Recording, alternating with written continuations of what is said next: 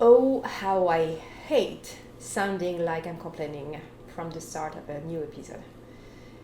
But I visited a very prestigious Brooklyn hospital recently, and I had a series of uncomfortable moments that I want to share with you all as a freshly updated French perspective on American healthcare.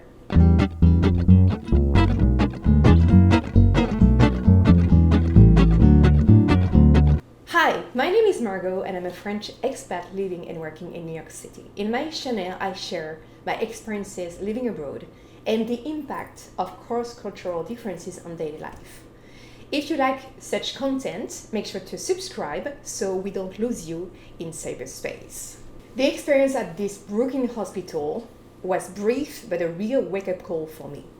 I know I come from a system, the French one, which is very often idealized. But even the French system at this time is receiving more and more feedbacks that there is those issues everywhere, but I encountered them in a higher concentration when I visited this prestigious Brooklyn hospital. This highlights a global downfall in healthcare system where I'm afraid to come to the conclusion that we are losing the core principle of medicine, which is to take care of people and help them to get better to profit everywhere. But my recent visit at the Brooklyn Hospital was so obvious that I thought it was interesting to open a conversation here in my channel. The hospital looked like more a palace than a hospital. Everything was so luxurious and there were so many staff members at the entrance. But despite all the help available, I didn't feel either welcome or assisted.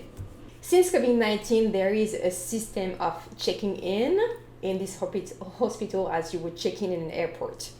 So you get in, you sign up, and then I went to the security guard who was very upset because I didn't get a bracelet. I didn't know that I had to get a bracelet, so he went with me to meet a group of people they were supposed to help, but they were just chatting with one another. We would say in French like painting the giraffe. One of them seems to be so bothered I didn't get the fact that I had to get a bracelet from an automatic machine in the very corner of the room. So let's resume it.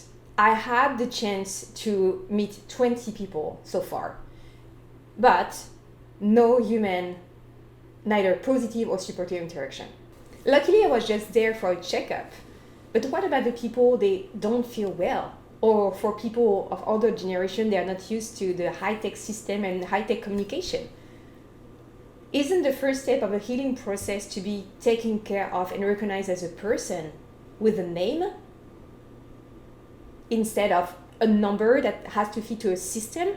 I then went to the third floor and presented myself, giving my name, and guess what?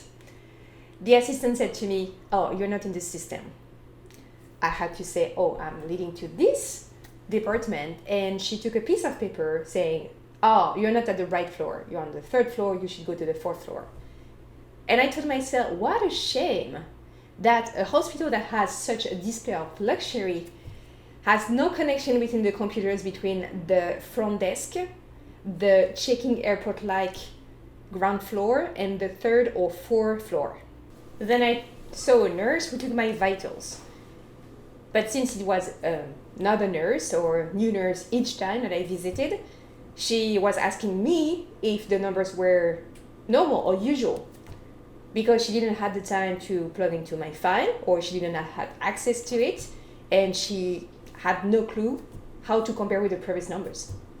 Then I was hoping to see the doctor, but I had to see an assistant first who asked me very vague question. I had to explain my whole medical background and issue again as imperfectly as I can do because I have no medical background. Later on, she went to another room and through the thin wall, I could hear her passing along the information in a very summarized way. In French, we have a game for children, which consists in telling a story to a person, then a person in person, and see how this story can be at the end, depending on how participant we have. The doctor finally entered the room. He barely said a hello. He didn't cross my eyes. apparently didn't recall the previous visit, and I had to remind him my issue and my medical background that apparently totally slipped his mind. Numbers were good. My symptoms and concerns were totally dismissed, and his answer was, let's see when the numbers get wrong for further investigation. I left the hospital even more confused with more questions than when I arrived. So this is my updated insight about the American health system.